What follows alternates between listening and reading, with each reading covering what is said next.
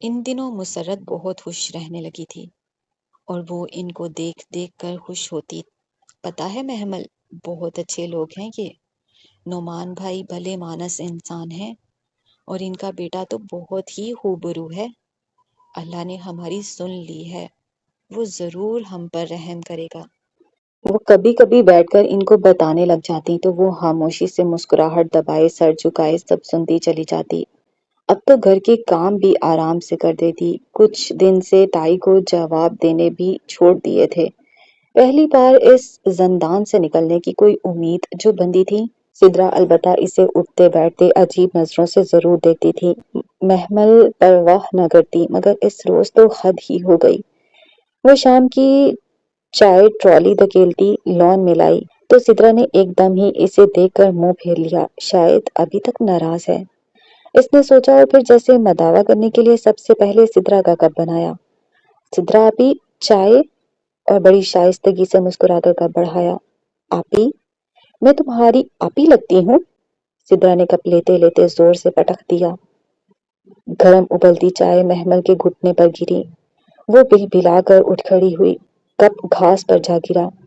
یوں لوگوں کے سامنے آپی کہہ کر تم یہ ظاہر کرتی ہو کہ میں بوڑھی ہو گئی ہوں، ہاں؟ سدرا یکدم چلانے لگی تھی۔ ممی، ممی اس کو دیکھیں، یہ ہمیشہ یہی کرتی ہے، یہ لوگوں کے سامنے مجھے بے عزت کرتی ہے۔ سدرا نے زور زور سے رونا شروع کر دیا۔ ارے ان کی تو عادت ہے، یہ ماں بیٹی اس گھر کی خوشیاں دیکھ ہی نہیں سکتی۔ نہ میری بیٹی تو غم نہ کر، اور اب تو کھڑی کیوں ہے؟ جاؤ اپنی نحوست لے جاؤ میرے سامنے سے۔ تائی مہتاب نے بھی بہت دنوں کا غصہ ایک دم نکالا۔ وہ شاکڈ سی کھڑی تھی، بھاگ کر اندر آئی۔ مسرت پریشان سی کچن میں کھڑی تھی، انہوں نے بھی سب سن لیا تھا۔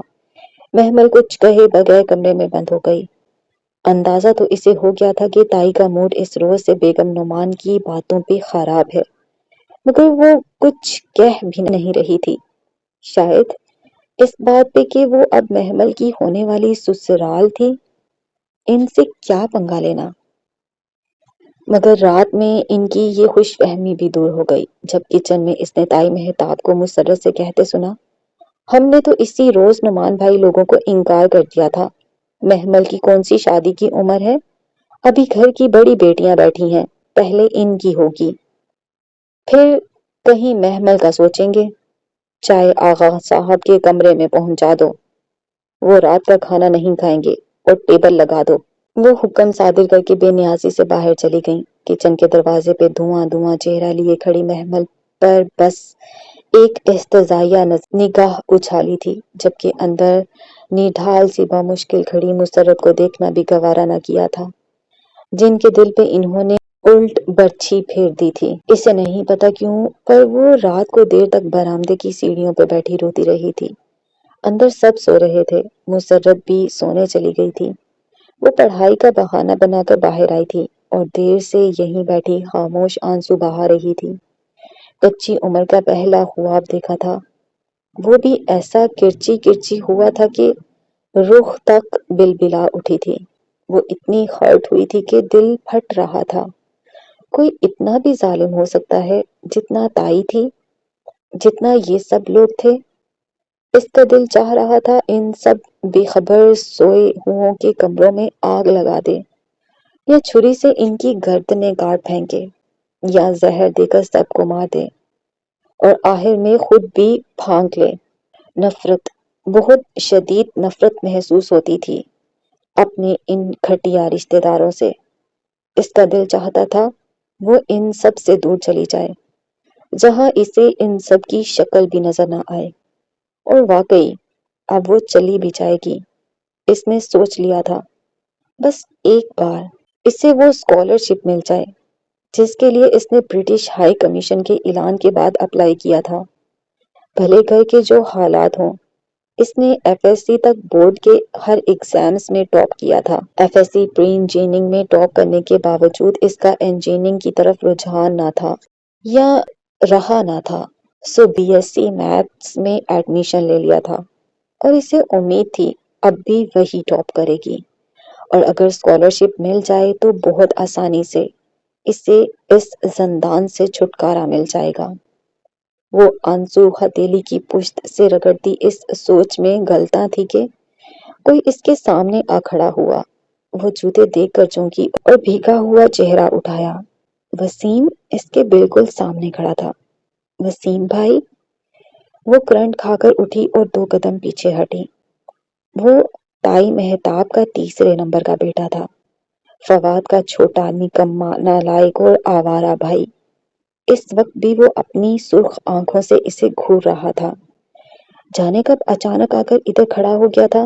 کھلا گریبان، تنگ جینز، گلے سے لپٹی چین، بکھرے بال اور سرخ آنکھیں۔ وہ نشہ کرتا تھا۔ گھر میں سب کو علم تھا، یہاں تک کہ فضا چچی اپنی بیٹیوں کو اس کے قریب بھی نہیں جانے دیتی تھی۔ خود حسن بھی احتیاط کرتا تھا۔ آرزو البتہ نڈر اور لاپرواہ تھی۔ ویسے بھی وسیم گھر میں بہت کم ہی نظر آتا تھا۔ محمل ہر ممکن کوشش کرتی کہ اکیلے میں اس سے سامنا نہ ہو، کیونکہ اس سے اس کی آنکھوں سے خوف آتا تھا، مگر آج جانے کیسے۔ کیا کر رہی ہو؟ وہ ایک قدم اوپر سٹیپ پر چڑھا تو وہ بے اختیار مزید پیچھے ہٹ گئی۔ کچھ بھی نہیں، وہ آغا جان آواز دے رہے ہیں۔ وہ ایک دم پلٹ کر اندر بھاگ گئی۔ وسیم نے تمسارانا سر جھٹکا۔ چند لمحے ادھر کھڑا سوچتا رہا، پھر گیٹ کی جانب چلا گیا۔ وہ صبح بہت بوجھل سی تھی۔ وہ بس اسٹاپ پہ اکیلی بیٹھی متورم آنکھوں سے دور افق پر جانے کیا تلاش کر رہی تھی، جہاں نیلی صبح کے پرندے اڑ رہے تھے۔ رات بھر رونے کے باعث اس کے سر میں درد کی ٹیسیں اٹھ رہی تھیں، اور اوپر سے وہ سیاہ فام لڑکی بھی نہیں آئی تھی۔ جانے آج وہ کدھر رہ گئی تھی؟ ابھی تک کیوں نہیں آئی تھی؟ صرف اس کے لیے محمل آج 15 منٹ پہلے ہی آ گئی تھی، تاکہ 10 کی بجائے 15 منٹ اس کے ساتھ مل جائیں۔ مگر یہ تو اسے معلوم بھی نہ تھا کہ وہ آئی کب ہے اور کیوں اس کا انتظار کر رہی ہے۔ حالانکہ کوئی بات ایسی نہ تھی جسے وہ اس کے ساتھ شیئر کر سکتی، یا اس کے پاس بیٹھ کر رو سکتی، کسی مسئلے کا حل تلاش کر سکتی۔ نہیں، اس کے پاس بتانے کو کچھ بھی تو نہیں تھا۔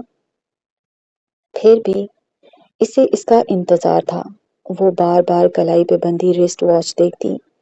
لمحے سرکتے جا رہے تھے، 25 منٹ ختم ہونے کو تھے، مگر اس سیاہ فام لڑکی کا دور دور تک کوئی اندیشہ نہ تھا۔ بس کا ہارن بجا تو وہ شکستہ قدموں کے ساتھ چلتی۔ سنگی بینچ خالی رہ گیا۔ صبح کے پرندے اپنے سفر کو چل دیے، اور نیلاہٹ بھرا افق سنہری کرنوں سے بھیگنے لگا۔ وہ بہت اداس سی بس میں سوار ہوئی تھی۔ سارا راستہ خاموشی سے گردن موڑے کھڑکی سے باہر دیکھتی رہی۔ اس کی لمبی سراہی مانند سنہری گردن اونچی پونی ٹیل کے باعث پیچھے سے بھی جھلکتی تھی اور اسے یکسر ممتاز بنا دیتی تھی۔ بس کے رکنے سے قبل اس نے بیگ میں سے پاکٹ مرر نکال کر دیکھا، اور پھر کچھ سوچ کر متورم سوجی آنکھوں کو چھپانے کے لیے گہرا کاجل ڈال لیا۔ محمل تم اتنا کاجل مت ڈالا کرو، مائنڈ مت کرنا، پر تمہاری آنکھیں بالکل گولڈن ہیں اور کاجل میں بالکل بلی کی طرح لگتی ہیں۔ You know Catwoman, Nadia دے کر ہنس کر بولی۔ اور مجھے بلیاں بالکل پسند نہیں۔ کھاؤ گی؟ اس نے ہاتھ میں پڑا چپس کا پیکٹ بڑھایا۔ محمل نے ایک خاموش نگاہ اس پر ڈالی۔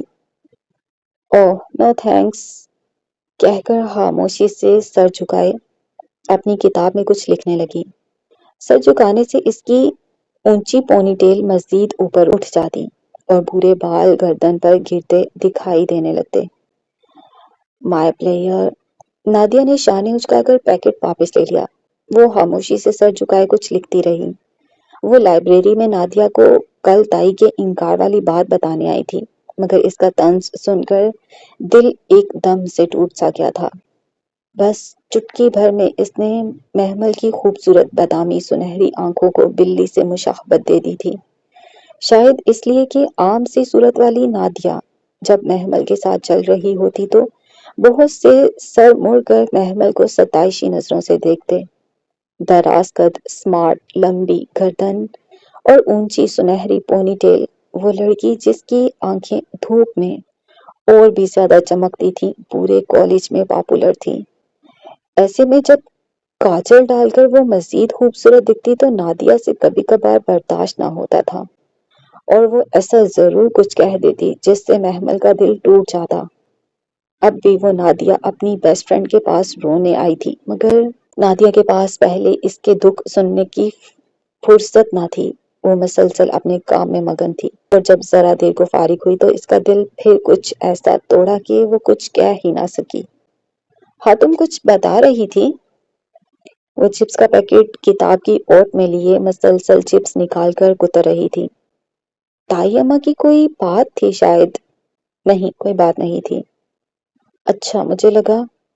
نہیں، غلط لگا تمہیں۔ میں چلتی ہوں، ذرا سے کچھ کام ہے مجھے۔ وہ مصروف سی کتابیں اٹھائے باہر نکل گئی۔ اگلے 2 دن یوں ہی مزمل سے گزرے۔ پریشانی، مایوسی، دکھ، نا امیدی، وہ ہر طرح کے منفی خیالات میں گھری ہوئی تھی۔ یوں لگتا تھا جیسے دنیا سے رنگ ہی ختم ہو گئے ہوں۔ سب کچھ پھیکا پھیکا سا تھا، اور دل کا باغ ویران اجڑا ہوا۔ اور پھر اچانک تیسرے دن وہ سیاہ فام لڑکی آ گئی۔ اس نے دور سے اسے بینچ پر بیٹھے دیکھا تو یکدم غصے کی ایک لہر اس کے اندر اٹھی۔ وہ تیز تیز چلتی اس کے قریب آئی۔ تم 2 دن سے کہاں تھی؟ سیاہ فام لڑکی نے سر اٹھایا۔ وہ بہت غصے سے اسے دیکھ رہی تھی۔ میرا کچھ کام تھا۔ تمہیں اپنا انتظار کروانے میں مزہ آتا ہے؟ تمہیں لگتا تھا میں تمہاری مدد کے بغیر مر جاؤں گی؟ ہاں، حالانکہ ایسا نہیں ہوگا۔ تم توجہ لینے کے لیے ایسا کرتی ہو، جس سے دوسرا تمہاری طرف کھینچا چلا آئے۔ مگر مجھے تمہاری بالکل ضرورت نہیں ہے، اور نہ مجھے تمہاری پرواہ ہے، اور مجھے کتاب کی بھی ضرورت نہیں ہے۔ میں نہیں مری تمہاری مدد کے بغیر۔ دیکھ لو، میں زندہ ہوں۔ تیز تیز بولتے ہوئے وہ ہانپنے لگی تھی۔ سیاہ فام لڑکی ذرا سا مسکرائی۔ تو تم میرا انتظار کر رہی تھی؟ نہیں، ہرگز نہیں۔ وہ 2 قدم پیچھے ہٹی۔ مجھے تمہاری کوئی ضرورت نہیں ہے۔ تم شاید بلند آواز میں اپنے دل کی بات کو جھٹلا رہی ہو۔ اگر ایسا ہے تو مت کرو۔ اپنے دل کی سنو، وہ تمہیں کچھ کہہ رہا ہے۔ مجھے ڈکٹیٹ مت کرو، میں اپنا اچھا برا خوب سمجھتی ہوں۔ تم میرے ساتھ امید افزا بات کر کے اپنی کتاب بیچنا چاہتی ہو؟ میں خوب سمجھتی ہوں تمہارا مقصد، مگر یاد رکھنا، میں تم سے یہ کتاب ہرگز نہیں خریدوں گی، نہ ہی میں تمہیں یہ بیچ رہی ہوں۔ لیکن ایک دن ایسا ضرور آئے گا، تم خود مجھ سے یہ کتاب مانگنے آؤ گی، اور تب میں تمہیں فوراً تھما دوں گی۔ ابھی تم سفر کے آغاز میں ہو، اور جب تھکو گی تو اس کتاب کے پیچھے آؤ گی۔ مجھے تمہاری کسی بات کا برا نہیں لگا، مجھے بس تمہارے تھکنے کا انتظار ہے۔ جاؤ، تمہاری بس آ گئی۔ اس وقت تو وہ غصے سے پلٹ گئی، مگر پھر سارا دن یہ سوچتی رہی کہ اس کو اس سیاہ فام لڑکی کو دیکھ کر اتنا غصہ کیوں آیا تھا۔ وہ کیا لگتی تھی اس کی؟ اس نے کیا بگاڑا تھا اس کا؟ اور اس سے غصہ کس بات کا تھا؟ یوں انجانے لوگوں کے ساتھ اس طرح سلوک تو محمل کبھی نہ کرتی تھی، پھر اب کیوں؟ ندامت اور شرمندگی کے احساس نے اسے سارا دن جکڑے رکھا۔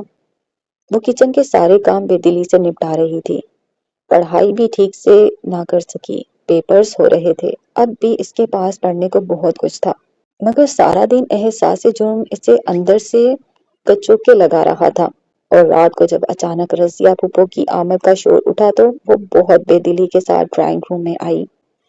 فائقہ آج کل سارا دن میرے ساتھ کچن میں لگی رہتی ہے، میں تو منع کرتی ہوں، مگر مجال ہے یہ مجھے کسی کام کو ہاتھ لگانے دے۔ آج بھی پڈنگ بنائی تھی، کہہ رہی تھی سارے ماموں شوق سے کھاتے ہیں، انہیں دے آؤں۔ میں نے کہا خود ہی دے آؤ، ماموں میں تو جان ہے میری بچی کی۔ اور سب ٹھیک ہے گھر میں؟ فواد کہاں ہے؟ نظر نہیں آ رہا۔ مہتاب تائی کے ہمراہ اندر آتی رضیہ پھپھو نے بات کے اختتام پر ادھر ادھر نظر دہراتے سرسری سے انداز میں پوچھا۔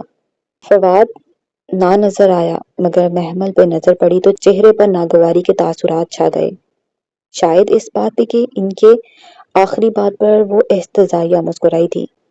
لڑکی، کوئی کام کاج بھی ہے کہ نہیں تجھے؟ جب دیکھو بھاگتی پھرتی ہے ادھر ادھر۔ میری بھابھی کا جگرا ہے جو مفت خوروں کو ٹکا رکھا ہے گھر میں، ورنہ میں ہوتی تو انہیں اس کی مسکراہٹ تپ آ گئی تھی، جیسے چوری پکڑی گئی ہو۔ سو بگڑ کر کہتی بڑے صوفے پر بیٹھ گئیں۔ فائقہ بھی ٹرے پکڑے جس میں 2 ڈونگے تھے، چلی آ رہی تھی۔ فیشن کے مطابق شارٹ شرٹ کے نیچے ٹراؤزر اور لمبے بال کھلے تھے، جن میں چوٹی کے بل صاف نظر آ رہے تھے۔ وہ سدرا کی طرح خوب میک اپ کرتی تھی، اور اس طرح شاید ذرا قابل قبول لگ جاتی اگر وہ گہرے مسکارے اور آئی میک اپ کے اوپر وہ سیاہ فریم والا چشمہ نہ لگاتی تو۔ یہ کہاں رکھوں مومانی جان؟ وہ رک کر مدھم آواز میں پوچھ رہی تھی، ورنہ یہی فائقہ تھی جو کچھ عرصہ پہلے بے ہنگم شور کیا کرتی تھی۔ کچن میں رکھ دو، بلکہ محمل تم لے جاؤ۔ لائیے۔ محمل آگے بڑھی تو فائقہ نے قدرے تذبذب سے ماں کو دیکھا۔ دے دیں فائقہ باجی۔ فواد بھائی تو ویسے بھی ابھی آفس سے نہیں آئے، پھپھو پوچھ رہی تھیں ابھی ان کا۔ وہ بے نیازی سے کہہ کر ٹرے لے کر کچن میں رکھ آئی۔ فواد ابھی تک نہیں آیا؟ پھپھو نے بے چینی سے گھڑی دیکھی، پھر فائقہ کو آنکھ سے اشارہ کیا۔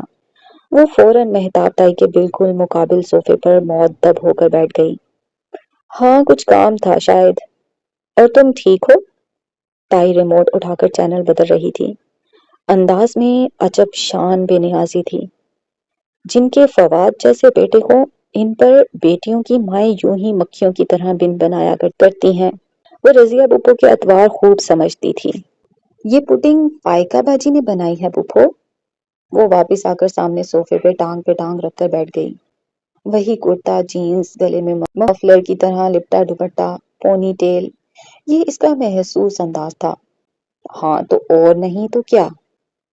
اچھا، آپ تو اس روز اپنی مائی سلیمہ سے پڈنگ بنوا رہی تھیں۔ وہ جب میں آپ کے گھر گئی تھی، آپ تو کہہ رہی تھی نا، نہ آپ کو نہ ہی فائقہ باجی کو پڈنگ بنانا آتی ہے۔ فائقہ باجی؟ اس نے چہرہ فائقہ باجی کی طرف موڑا۔ ابھی ریسنٹلی سیکھا ہے آپ نے؟ ہاں ہاں، میرے ساتھ آج کل سب کچھ سیکھ رہی ہے، بیٹھ کر مفت روٹیاں نہیں توڑتی، پھپھو چمک کر بولی۔ تائی مہتاب ریموٹ پکڑے چینل بدل رہی تھی، چہرے پر البتہ واضح بیزاری چھائی تھی۔ اور آپ نے کس سے سیکھی؟ اپنی مائی سے؟ زیادہ زبان نہیں چلنے لگی تیری محمل؟ یہ تو میری بھابھی کا حوصلہ ہے کہ تمہیں برداشت کرتی ہے۔ ان کی جگہ میں ہوتی تو 2 دن میں گھر سے باہر نکال دیتی۔ ان کی جگہ آپ کیسے ہو سکتی تھی پھپھو؟ دوسروں کے پیسے پر عیش کرنا ایک آرٹ ہوتا ہے، اور یہ ہر کسی کو نہیں آتا نا۔ شٹ اپ محمل! تائی نے غصے سے ریموٹ رکھا۔ زیادہ بک بک کی تو ٹانگیں توڑ کر رکھ دوں گی۔ ارے ہم نہ رکھتے تو کدھر جاتی تم؟ ہاں؟ انگلینڈ۔ وہ آرام سے ٹانگ پہ ٹانگ رکھے جھلا رہی تھی۔ کیا مطلب؟ وہ سب چونکے۔ میں نے اسکالرشپ کے لیے اپلائی کر دیا ہے، اور بہت جلد میں تو اماں کو لے کر انگلینڈ چلی جاؤں گی۔ سو آپ ابھی سے ملازم ڈھونڈنا شروع کر دیں۔ آپ بیٹھیں، میں ذرا کچن دیکھ لوں۔ وہ اٹھ کر کچن کی طرف چلی آئی۔ جانتی تھی کہ ان کے سروں پر بم پھوڑ کر آئی ہے، مگر اس وقت ان سب کو ستانے کا دل کر رہا تھا۔ کھانے پر ہی اس کی پیشی ہو گئی۔ تم نے کون سے اسکالرشپ کے لیے اپلائی کیا ہے؟ مہتاب بتا رہی تھی۔ کیا بات ہے؟ آغا جان نے جیسے ایک دم یاد آنے پر کھانے سے ہاتھ رو کر پوچھا۔ اسکالرشپ؟ آرزو نے آبرو اچکائی۔ ندا اور سامیہ باتیں کرتی ٹھٹک گئیں۔ فضہ چاچی نے حیرت سے گلاس رکھا، اور فواد لقمہ منہ میں لیے بری طرح چونکا تھا۔ باقی سب بھی ایک دم رک کر اسے دیکھنے لگے، جو اطمینان سے بازو بڑھا کر رائتے کا ڈونگا اٹھا رہی تھی۔ جی آقا جان، برٹش ہائی کمیشن سے کچھ اسکالرشپس اناؤنس ہوئی ہیں۔ ماسٹرز کے لیے میں نے اپلائی کر دیا ہے۔ اب وہ بڑا چمچہ رائتا چاولوں پر ڈال رہی تھی۔ امید ہے جلد ہی مل جائے گی۔ پھر میں انگلینڈ چلی جاؤں گی۔ سوچ رہی ہوں وہیں ساتھ ساتھ جاب وغیرہ بھی کر لوں۔ آخر خرچے بھی تو پورے کرنے ہوتے ہیں نا۔ چمچہ چاولوں میں ہلاتے رائتا مکس کرتے اس نے لاپرواہی سے اطلاع دی، اور اسے لگا تھا ابھی گھر بھر میں طوفان کھڑا ہو جائے گا، مگر ضرور اپلائی کرو۔ آغا جان پھر سے کھانے کی طرف متوجہ ہو چکے تھے۔ اب کہ حیران ہونے کی باری محمل کی تھی۔ اس نے لمحے بھر کو ٹھٹک کر آغا جان کو دیکھا اور سنبھل کر بولی، تھینک یو آغا جان۔ اس کے الفاظ پر جہاں مسرت اطمینان سے کھانا کھانے لگی تھی، وہیں ٹیبل پر موجود بہت سے لوگوں کی خاموش معنی خیز نگاہوں کے تبادلے ہوئے تھے۔ وہ سر جھکائے چاول کھاتی رہی۔ امید تو نہ تھی کہ وہ کوئی ڈرامہ کھڑا نہ کریں گے، مگر وجہ بھی فوراً سمجھ میں آ گئی۔ وہ باہر چلی جائے گی تو ان سے جائیداد میں سے حصہ مانگنے کون کھڑا ہوگا؟ ان کے لیے تو اچھا ہی تھا کہ وہ چلی جائے۔ ایسے تو نہیں چھوڑوں گی میں، یہاں سے چلی بھی گئی تو ایک دن ضرور واپس آؤں گی اور اپنا حصہ طلب کروں گی، اور تم سب کو ہر اس عدالت میں گھسیٹوں گی جہاں جانے سے تم لوگ ڈرتے ہو۔ اس نے دل ہی دل میں تہیہ کیا تھا، اور پھر جب پانی کا جگ اٹھانے کو سر اٹھایا تو یکدم چونکی۔ بے توجہی سے کھانا کھاتا فواد اسے ہی دیکھ رہا تھا۔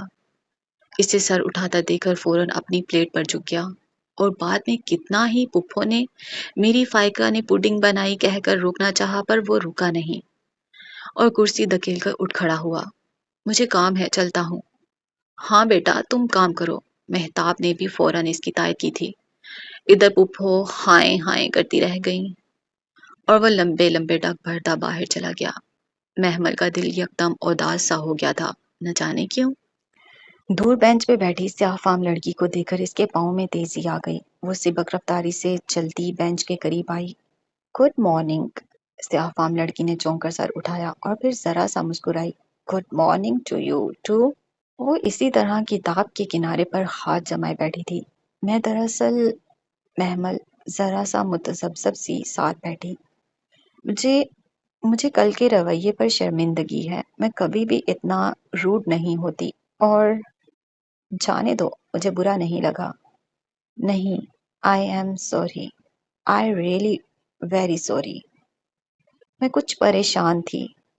میں نے تو تجھے تمہاری ہر پریشانی کا حل بتایا تھا۔ تم خود ہی اس طرف نہیں آنا چاہتی۔ نہیں، وہ، اس نے بے ساختہ نظریں چرائیں۔ مجھے اس کتاب سے کوئی دلچسپی نہیں ہے، مگر اس کتاب کو تم سے ہے۔ اس نے مجھے کہا ہے کہ میں اسے تمہارے حوالے کر دوں۔ وہ بری طرح چونکی تھی۔ پہلی گفتگو میں بھی اس نے کچھ ایسی ہی بات کی تھی۔ یہ کتاب مجھے جانتی ہے، 100% جانتی ہے۔ تمہاری زندگی کی ساری کہانی اس میں لکھی ہے، گزرے واقعات اور آنے والے حالات۔ واقعی وہ ششتر اسے دیکھ رہی تھی، عجب بے یقینی سی بے یقینی تھی۔ ہاں، اس میں لکھا ہے، تم نے میری کہانی پڑھی ہے؟ نہیں، میں وہ نہیں پڑھ سکتی۔ کیوں؟ کیا تم نے یہ کتاب پوری نہیں پڑھی؟ میں نے پوری پڑھ رکھی ہے، مگر مجھ پر صرف میری زندگی کی کہانی کھلی ہے۔ تمہاری زندگی کی کہانی صرف تم پر کھلے گی۔ تم کیا کہہ رہی ہو؟ میری سمجھ میں کچھ نہیں آ رہا۔ اب کہ وہ واقعی پریشان ہو گئی تھی۔ آ جائے گی، ہر بات سمجھ آ جائے گی، بس تھوڑا وقت لگے گا۔ وہ اسے دیکھ کر رہ گئی تھی۔ وہ لڑکی کون تھی، کہاں سے آئی تھی، اور کس نے یہ کتاب صدیوں پہلے اس کے لیے رکھ کر چھوڑی تھی؟ کچھ سمجھ میں نہ آتا تھا۔ بس کا ہارن بجا تو وہ چونکی، اور پھر بنا کچھ کہے وہ اٹھ کھڑی ہوئی۔ سیاہ فام لڑکی مسکراتے ہوئے اسے بس میں سوار ہوتے دیکھ رہی تھی۔ فواد کو چائے کمرے میں دے آؤ، اور محمل تم ٹرالی لان میں لے آؤ، تائی مہتاب اپنی اصلی بے نیازی سے کہہ کر پلٹ گئی تھی۔ تو ٹرالی سیٹ کر دی۔ محمل کسی خیال سے چونکی۔ فواد کی ٹرے الگ سیٹ کر دو۔ محمل، میں دے آؤں گی، تم ٹرالی باہر دے آؤ۔ میں نہیں دے کر آ رہی ٹرالی، تنگ آ گئی ہوں میں ان ذلیل لوگوں کے سامنے۔ اچھا چپ کرو۔ مسرت بکھلا کر آگے بڑھی اور ٹرالی کا کنارہ تھام لیا۔ میں لے جاتی ہوں، تم فواد کو چائے دے آؤ۔ اور یہی تو وہ چاہتی تھی۔ سو شاہ نے اچکا کر لاپرواہی سے ٹرے سیٹ کی اور پھر اسے اٹھا کر دھپ دھپ سیڑھیاں چڑھتی گئی۔ فواد بھائی، اس نے دروازے پر ہلکا سا ناک کیا۔ آ جاؤ۔ اس نے دروازہ دھکیلا تو وہ کھلتا چلا گیا۔ فواد آنکھوں پر بازو رکھے بیڈ پر نیم وا پڑا تھا۔ فواد بھائی، آپ کی چائے؟ ہاں رکھ دو۔ وہ غسل مندی سے اٹھا، انداز سے تھکا تھکا لگ رہا تھا۔ کیا بات ہے فواد بھائی، آپ کچھ پریشان لگ رہے ہیں؟ اس نے ٹرے ٹیبل پر رکھی اور کپ اٹھا کر اس کے پاس آئی۔ ہاں کچھ نہیں، آفس کا مسئلہ ہے۔ اس نے چائے پکڑنے کے لیے ہاتھ بڑھایا تو چائے پکڑاتی محمل کی انگلیاں ذرا سی مس ہو گئیں۔ اس نے فوراً ہاتھ پیچھے کیا تو وہ بے ساختہ مسکرا دیا، پھر چائے کا گھونٹ بھرا۔ چائے تو تم اچھی بنا لیتی ہو۔ اماں نے بنائی ہے۔ وہ جذب سی اس کے سامنے کھڑی تھی، اونچی بھوری پونی ٹیل والی دراز قد محمل۔ لائی تو تم ہو، ذائقہ ہے تمہارے ہاتھ میں۔ اچھا، وہ مسکرا دی۔ اور یہ انگلینڈ جانے کا کیا سین ہے؟ وہ میں آگے پڑھنا چاہتی ہوں۔ وہ سر جھکائے کھڑی انگلیاں مروڑ رہی تھی۔ مگر تم جاب کرنے کا کہہ رہی تھی۔ مجھے یہ بات اچھی نہیں لگی تھی۔ وہ چائے کا کپ ایک سائڈ پر رکھے بڑی سنجیدگی سے اسے دیکھ رہا تھا۔ میں صرف اپنے خرچوں کے لیے جاب کرنا چاہتی ہوں، اور یہ اتنی بڑی بزنس ایمپائر یہ کون سنبھالے گا؟ محمل نے جھٹکے سے گردن اٹھائی۔ اسے لگا اس نے غلط سنا ہے۔ Business empire? ہاں، تم اس کے آنرز میں سے ہو۔ کیا تمہارا فرض نہیں ہے کہ تم اپنے ابا کے بزنس پر بھی دھیان دو؟ آخر کبھی نہ کبھی تمہیں یہ سب سنبھالنا ہے۔ جی؟ وہ بے یقینی سے اسے دیکھ رہی تھی۔ اتنی حیران کیوں ہو محمل؟ وہ اٹھ کر اس کے سامنے آ کھڑا ہوا۔ محمل نے دیکھا وہ اس سے خاصا لمبا تھا۔ میں پتہ نہیں، کیا تم یہ سب نہیں سنبھالنا چاہتی؟ میں سنبھالنا چاہتی ہوں، مگر کیسے؟ تم واقعی سنبھالنا چاہتی ہو؟ فواد کے چہرے پر خوشگوار حیرت اتری۔ یعنی اگر میں تمہیں اپنے ساتھ آفس میں لگانا چاہوں تو تم کام کرو گی میرے ساتھ؟ جی بالکل۔ اس کا دل ایک دم کسی اور لے پر دھڑکنے لگا تھا، ہاتھ لرزنے لگے تھے۔ ٹھیک ہے، پھر میں شام میں آغا جان سے بات کر لیتا ہوں۔ وہ اجازت دے دیں گے؟ اس کے اندر وسوسوں نے سر اٹھایا۔ شور، کیوں نہیں دیں گے؟ وہ مسکرا کر اسے تسلی دے رہا تھا، اور اسے سمجھ میں نہیں آ رہی تھی اپنی خوشی کا اظہار کیسے کرے۔ ایک دم ہی اسے سب اپنی مٹھی میں آتا دکھائی دینے لگا تھا، دولت نچھاور محبوب قدموں میں۔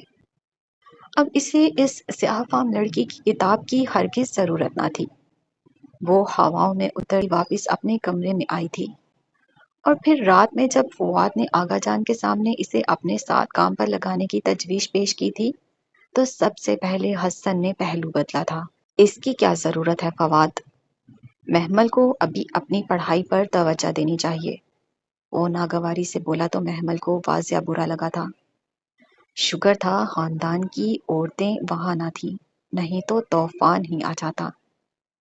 تم بیچ میں مت بولو حسن، میں آغا جان سے بات کر رہا ہوں، اور میں تمہاری باتوں کا مطلب اچھی طرح سمجھتا ہوں۔ حسن نے ایک کٹیلی نگاہ محمل پر ڈالی۔ مجھے اچھی طرح پتا ہے یہاں کیا چکر چل رہا ہے۔ Shut up! فواد بھڑک اٹھا تو آغا جان نے دونوں کو ہی جھڑک دیا۔ Shut up you both! Hasan تم جاؤ اپنے کمرے میں۔ اور وہ فوراً تیز تیز چلتا وہاں سے نکل گیا۔ اور فادی؟ حسن ٹھیک کہہ رہا ہے، محمل کا آفس سے کوئی تعلق نہیں ہے، نہ ہی وہ کبھی آفس جائے گی۔ مگر آغا جان؟ آغا بھائی ٹھیک کہہ رہے ہیں، محمل کا آفس میں کیا کام؟ بالکل، لڑکیوں کو ادھر دھکے کھانے کی کیا ضرورت ہے؟ غفران چچا اور اسد چچا نے بھی فوراً آغا جان کی تائید کر دی تو محمل نے بے بسی سے مدد طلب نظروں سے فواد کو دیکھا۔ اوکے، جیسے آپ کی مرضی۔ وہ شانے اچکا کر اب جھک کر اپنے بوٹ کے تسمے بند کر رہا تھا۔ اس کا دل جیسے کسی گہری کھائی میں جا گرا۔ وہ تیزی سے بھاگتی ہوئی کچن میں آئی اور سنک پر جھک کر پھوٹ پھوٹ کر رونے لگی۔ اس کے آنسوؤں کے ساتھ سارے خواب گرتے بہتے چلے گئے، اور وہ اتنا روئی کہ ہچکی بن گئی تو بلاخر نل کھول کر منہ پر پانی ڈالنے لگی۔ اس نے سوچ لیا تھا کہ آج وہ آخری بار رو رہی ہے، وہ آج کے بعد ہرگز نہیں روئے گی۔ اس نے تو سیدھے طریقے سے سب حاصل کرنے کا سوچا تھا، لیکن ان لوگوں کو سیدھا طریقہ راست نہیں آتا۔ ٹھیک ہے، اب ان سے انتقام لینے کے لیے اسے جادو یا سفلی علم کا سہارا بھی لینا پڑا تو وہ لے گی۔ اسے اب صبح کا انتظار تھا۔ صبح اسے بس سٹاپ پر جا کر اس سیاہ فام لڑکی سے وہ کتاب لینی تھی۔ ویسے نہیں تو ایسے صحیح۔ چہرے پر ٹھنڈا پانی ڈالتے ہوئے اس نے نفرت سے سوچا تھا۔